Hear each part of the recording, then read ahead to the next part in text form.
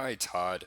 Leonard Parker here with Financier SEO. I came across your website today and I want to put together this video just highlighting some areas that I think you could work on to help boost your web presence and really to get more traffic and potential leads through your website. So this video, I'm going to break it down to three parts. First, I'm going to focus on your website and different on-page and conversion optimization factors. Second, I will delve into the more technical aspects of your website and how they're helping or hurting you.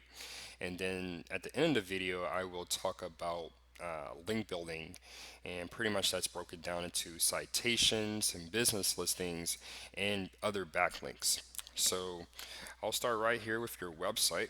So great imagery. I can definitely tell this is Colorado Springs just by the lovely mountains. Just a few things here that I want to draw to your attention. So first over here, you'll see I'm in a Google Chrome browser and it says not secure. So what that tells me is that you're not using a SSL certificate with your hosting and domain company.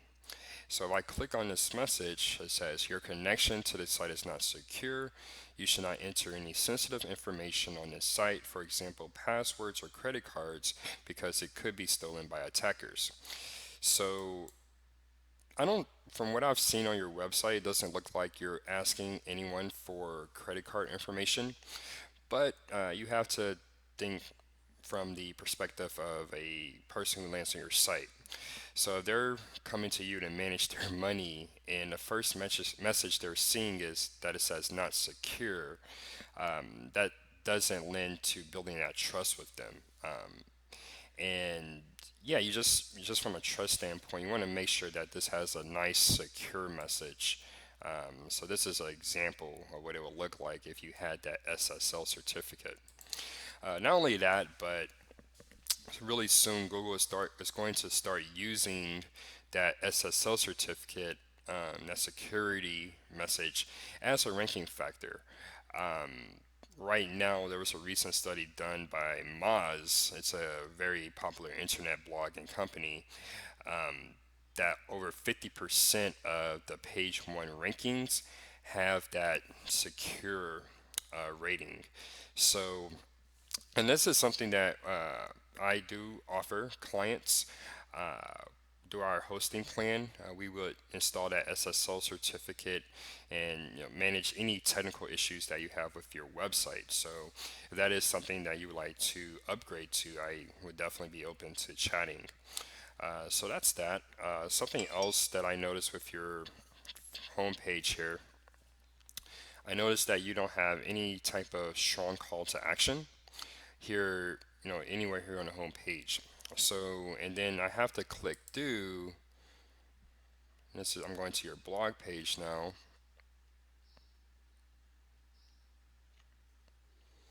You have the schedule an appointment button. So I'm going to assume that when people land on your website, this is the number one action that you want them to take, to schedule a consultation with you. So that button really needs to be more front and center. So not only would I move that button up here in the top somewhere, but I would make sure that it's somewhere very prominently located on your homepage. So, typically when someone lands on your website, they're going to land here and read everything in a F-shaped pattern. So they'll land on your homepage, they'll read this way, then they'll read that way, then they'll just keep scrolling down.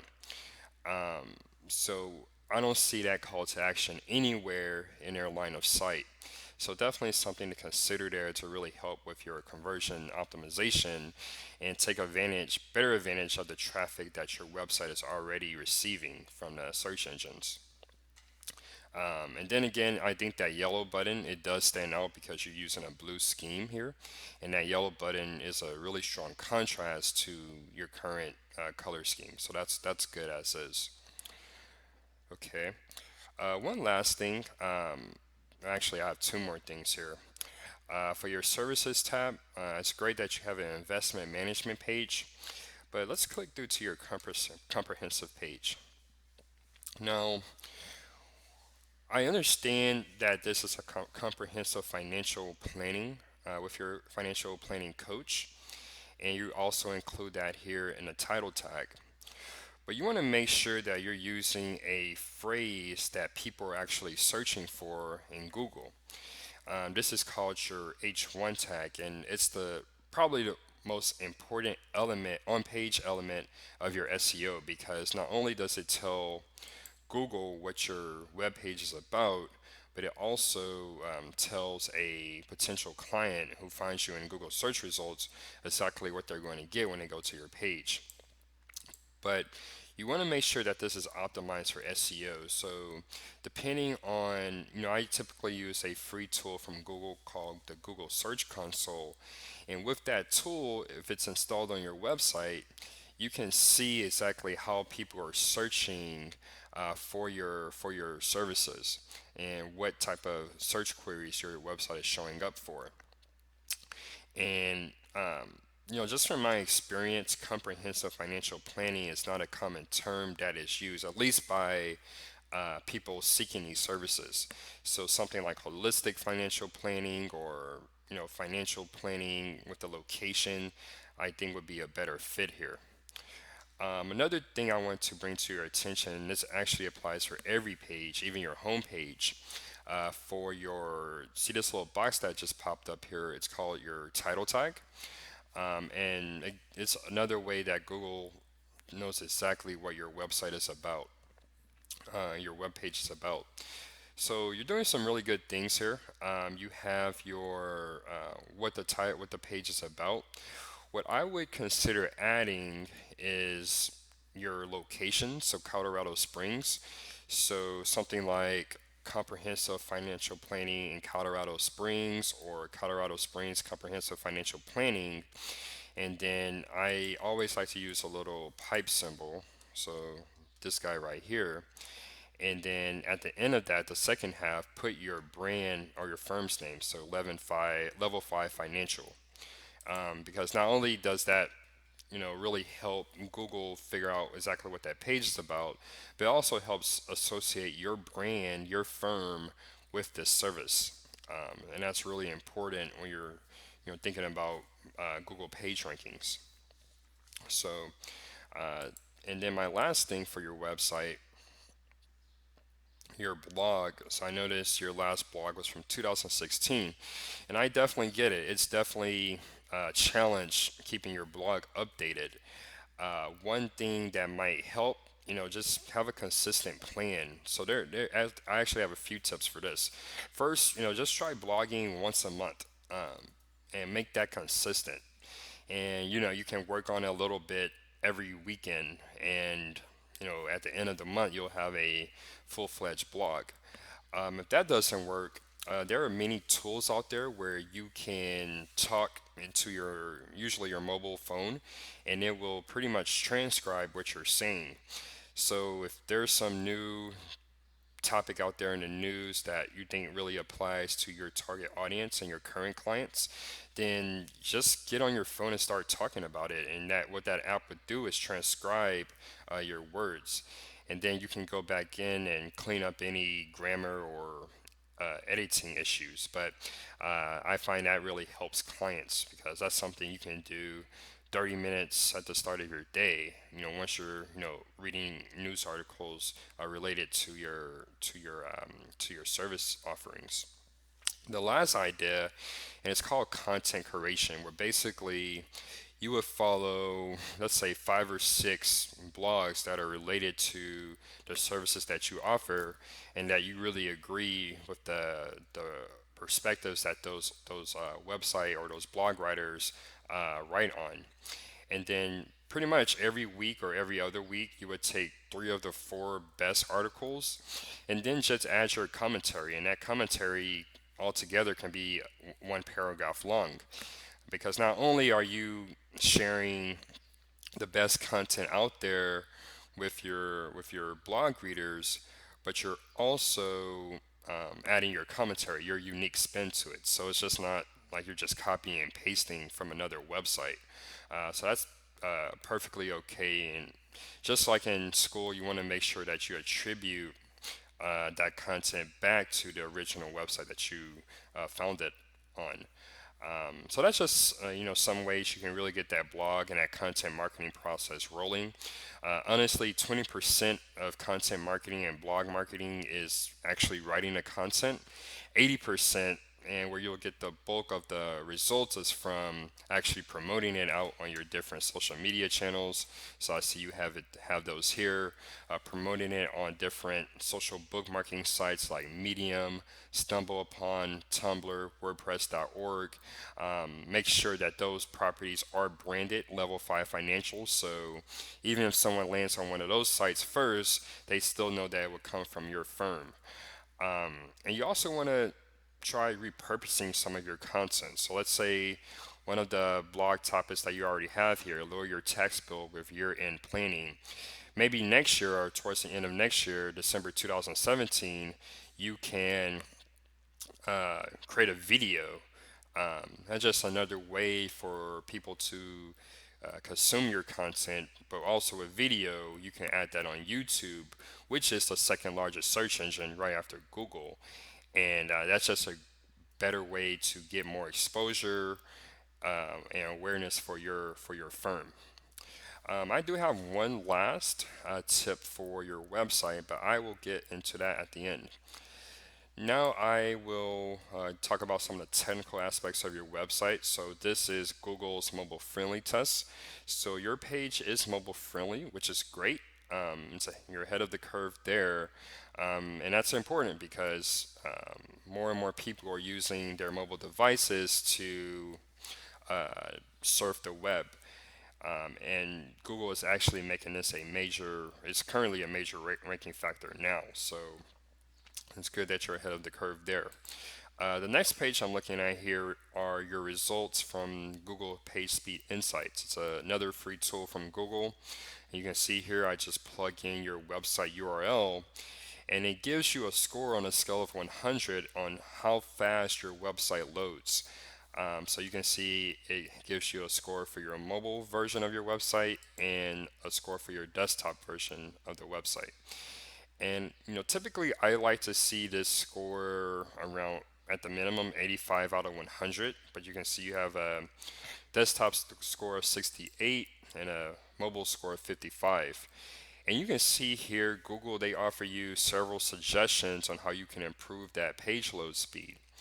But if you're really looking for that one action you can take that would give you 80% of the results that you're looking for, I would highly recommend that you consider changing your hosting company. Hosting that's pretty much going to be the magic bullet for improving your website page loading speed. And I've worked with clients where they had scores very similar to yours, but just a simple hosting change, these scores boost 20 or 30 points. So that'll put you right where you need to be as far as the page speed insights. And it's not just a ranking factor, but just think about it from a usability standpoint. So let's say you have a potential client, they find you do Google or really do any method, they land on your website and it loads slowly. So let's say they're trying to do this research during their lunch break or while they're in line at the grocery store or something. But unfortunately, your website loads slow. And if it continues loading slowly for them, obviously they're going to get frustrated. They're going to click off and possibly go to one of your competitors. So it's definitely, this would be an area, a priority for me if we were to work together. Definitely improving those website page load scores. So that's the technical elements of your website. Now I will segue into your off-page SEO. So first I'm going to start with your citations and business listings. And then again, this is another tool called Moz Local. And basically what I did, I just put in your firm's name and make sure that the address was correct.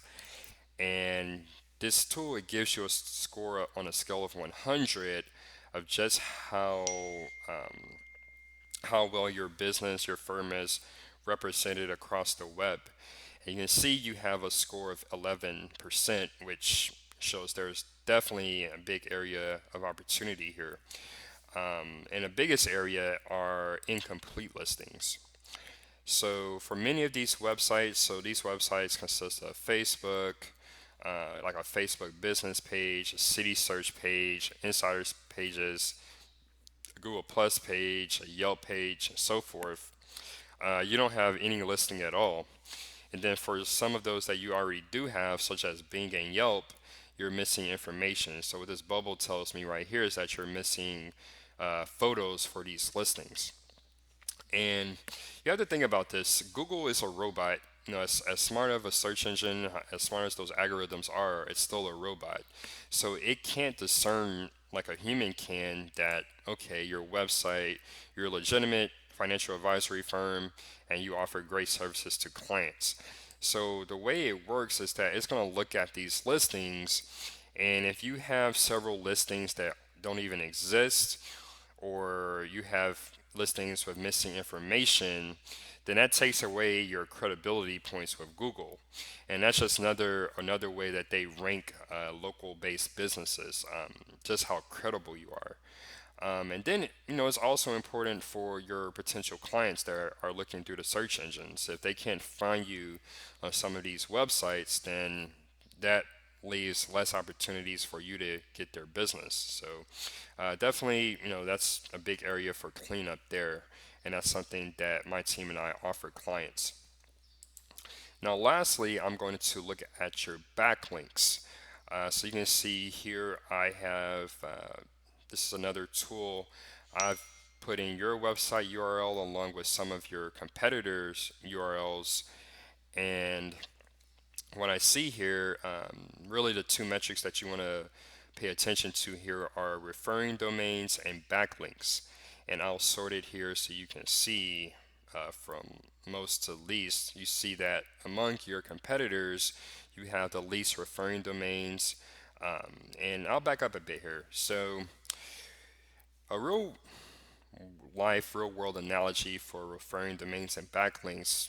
Let's go back to high school. Let's say that you ran for high school class president and you had one friend, your best friend, he or she voted for you 100 times. Whereas if your opponent, they had 100 friends that voted for him or her once. Well, obviously, your competitor, your opponent's going to win that election because those 100 votes from unique individuals will be weighted more heavily than those 100 votes from your one friend. And it works very much the same way with referring domains and backlinks. You can think of referring domains as your friends online, and, and backlinks as the votes that those friends send to your website. And so, just as with the high school election example, you really want to pay attention to this metric. This is important, but this is the priority here. And you can see among your competitors, you have the least number of online friends. So, once we take care of some of these other tasks, one of my focuses would be increasing the number of referring domains so that you have more friends online and you get more backlinks. Um, this is one of the basis of Google's algorithm, and it's not quite as important as it used to be. It's only going to grow in less importance over time as Google gets smarter and AI plays a larger role in the user experience on Google. But it's still very important. If you're looking at, what are those key areas that you need to focus on to boost your web presence, link building will be here for a while. So definitely an area of opportunity for you. And with link building, our link building strategy, we always go after relevant and authoritative links. So that includes links related to the services that you offer clients, any links from websites that might cater to your target demographic. And we also want to make sure that they are local. or at least have some local links in there. So, links from local bloggers, from local newspapers, local magazines, and so forth. That's just really how you can round out your web presence and credibility online. And that brings me to the end of the video. I still have that one tip for your website, for your content marketing. But just a bit about me. Again, my name is Leonard Parker. I am the owner of Financier SEO. My team and I, we focus on digital marketing campaigns for financial advisors and other independent financial services professionals. SEO is in the name, but we focus on social media marketing, website design and development, pay-per-click advertising, email marketing, and creation of lead generation funnels for our clients. And it's not only about getting you new clients, but also helping maintain strong relationships with the clients that you currently have. I've been in the business for about 6 and 7 years now, and only recently in the last 6 or 7 months or so, I started just focusing solely on financial advisors and the financial services industry. Involved with the FPA of Greater Phoenix. I am part of their communications committee. I'm helping them with really two objectives right now. First, just really building up their social media strategy and implementation plan for 2017 and beyond. And I'm also leading their website redesign efforts. So that's just some work I'm doing out in the financial advisor community, financial planner community. So people always ask, "What's your why? Why do you do what you do?" Especially since I don't have a background in financial services, where I learned at an early age how financial literacy can really help you achieve your big life goals. I was able to graduate from the college of my choice without a cent of debt, and I'm in my late 20s, but I've been able to build this business and several other businesses without going into debt, but strictly cash flowing my business. And that's really just comes from smart planning and long-term planning. And I think that's a gift that just keeps on giving. I think there are many individuals, families, and businesses out there who really need those services. And I use my digital marketing skills to help connect financial services professionals like you to those people who need them. So that's my why. I hope you have found value out this video. Now, for that last tip that I wanted to share with you, I see here that you have like a consultation form here. So I'm not clear if that's what you're using to get people on your email list. If you don't have an email list, I definitely recommend that you get one. But this is a little going out of style. The conversion rates for those email forms aren't quite as high as they used to be.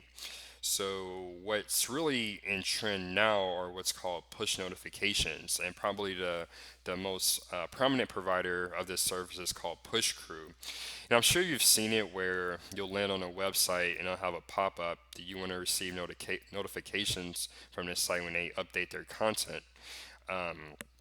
And then you click subscribe, and then every time they put out new content, you'll get a little pop-up here, usually in the bottom right corner of your screen. And that's something that's very easy to implement. And I think that you'll definitely see better results with push notifications versus an email pop-up or anything like that. So that brings me to the end of my video, Todd. I hope it's been helpful. I have left a link at the bottom of this video where you can schedule some time with me. Happy to learn more about Level 5 Financial, your background, the unique value that you offer your clients, and how we could potentially work together to help you boost your web presence and get more leads and do your website. So thank you and have a great day.